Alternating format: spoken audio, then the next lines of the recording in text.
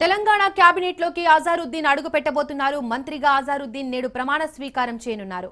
మధ్యాహ్నం 12:15 రాజ్ భవన్ లో అజారుద్దీన్ ప్రమాణ స్వీకారం చేయనున్నారు. అజారుద్దీన్ తో గవర్నర్ జిష్ణుదేవ్ వర్మ ప్రమాణం చేయించనున్నారు. అజారుద్దీన్ ప్రమాణ స్వీకార కార్యక్రమానికి సీఎం రేవంత్, మంత్రులు హాజరు కానున్నారు.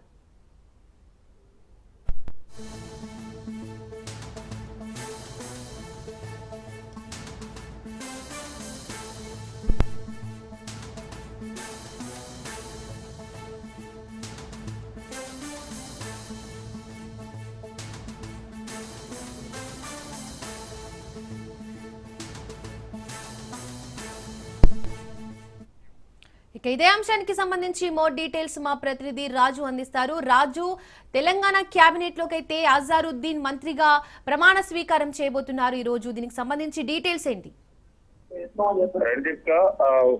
తెలంగాణ మంత్రివర్గంలోకి మరో మంత్రి అడుగు పెట్టనున్నారు. ఇప్పటికే తెలంగాణ మంత్రివర్గంలో సీఎం తో సహా 15 మంది మంత్రివర్గంలో ఉన్నారు. ప్రస్తుతం అజారుద్దీన్ ఇవాళ మధ్యాహ్నం 12:15 రాజ్భవన్ లో గవర్నర్ సమక్షంలో, గవర్నర్ జిష్ణుదేవ్ వర్మ సమక్షంలో ఈ యొక్క ప్రమాణ స్వీకారం చేయబోతా ఉన్నారు. ఈ ప్రమాణ స్వీకారం గవర్నర్ జిష్ణుదేవ్ వర్మ చేయించనున్నారు. అయితే ఈ యొక్క కార్యక్రమానికి సీఎం రేవంత్ రెడ్డితో సహా మంత్రులు, అదే విధంగా వివిధ పార్టీలకు చెందినటువంటి నేతలు కూడా హాజరు కాబోతారు. ప్రధానంగా ఇప్పటి వరకు అజారుద్దీన్ అటు ఏ చట్టసభల్లో సభ్యుడు కాదు, ఎమ్మెల్యే కాదు, ఎమ్మెల్సీ కూడా కాదు. అయినప్పటికీ కూడా మంత్రివర్గంలోకి తీసుకుంటున్నారు.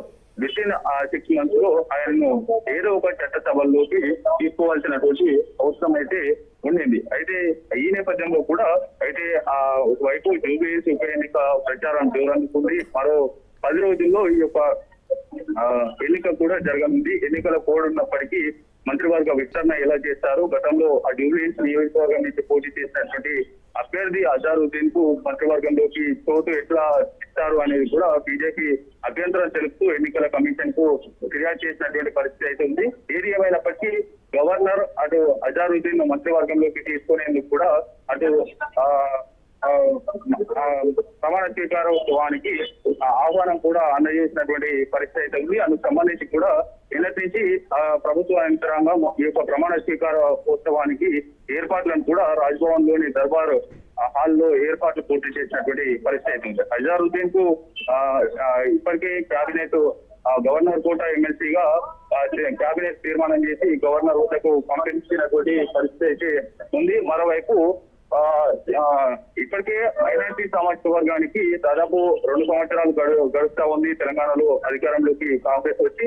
అయినప్పటికీ మైనారిటీ సామాజిక వర్గం నుంచి ఎవరు కూడా ఎమ్మెల్యేలుగా గెలవకపోవడంతో మైనారిటీ సామాజిక వర్గానికి మంత్రివర్గంలో అవకాశం దక్కలేదు. అయితే తాజాగా హైదరాబాద్, గ్రేటర్ హైదరాబాద్ పరిధికి కూడా మంత్రివర్గంలో చోటు దక్కలేదు. అయితే అజారుద్దీన్ ను మంత్రివర్గంలోకి తీసుకోవడం వల్ల మైనార్టీ సామాజిక వర్గానికి ఇటు గ్రేటర్ హైదరాబాద్ కు కూడా చోటు కల్పించినట్లు అవుతుందనేటటువంటి భావన.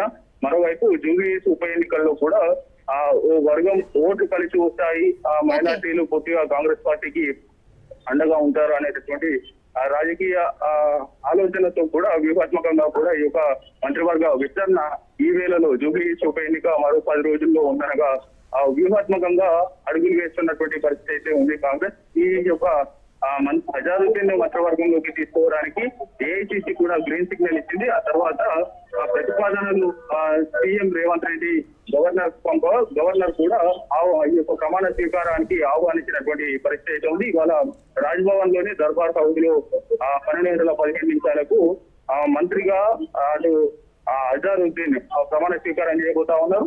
అయితే ఆయనకు ఏ శాఖలు కేటాయిస్తారు అనేటటువంటి ఉత్కంఠ అయితే కొనసాగుతా ఉంది. ప్రస్తుతానికి అయితే కొంత చర్చ జరుగుతూ ఉంది. అటు మైనార్టీ సంక్షేమ శాఖతో పాటు కానీ హోంశాఖను కూడా సీఎం వద్ద ఉన్నటువంటి హోంశాఖను కూడా అటు అజారుద్దీన్ కి కేటాయింపులు చేసేటటువంటి ఛాన్స్ అయితే ఉన్నట్లు పెద్ద ఎత్తున ప్రచారం జరుగుతా ఉంది. అయితే గతంలో గత కేసీఆర్ హయాంలో కూడా బీఆర్ఎస్ సర్కార్ లో కూడా హోంశాఖను మైనార్టీ మంత్రి అయినటువంటి మహమ్మదానికి కట్టబెట్టినటువంటి పరిస్థితి ఉంది. తాజాగా మరో మైనార్టీ నేతకు కూడా హోంశాఖను కేటాయించేటటువంటి ఛాన్స్ కూడా ఉన్నట్లు పెద్ద ఎత్తున ప్రచారం జరుగుతూ ఉన్నటువంటి పరిస్థితి ఉంది. Thank you Raju.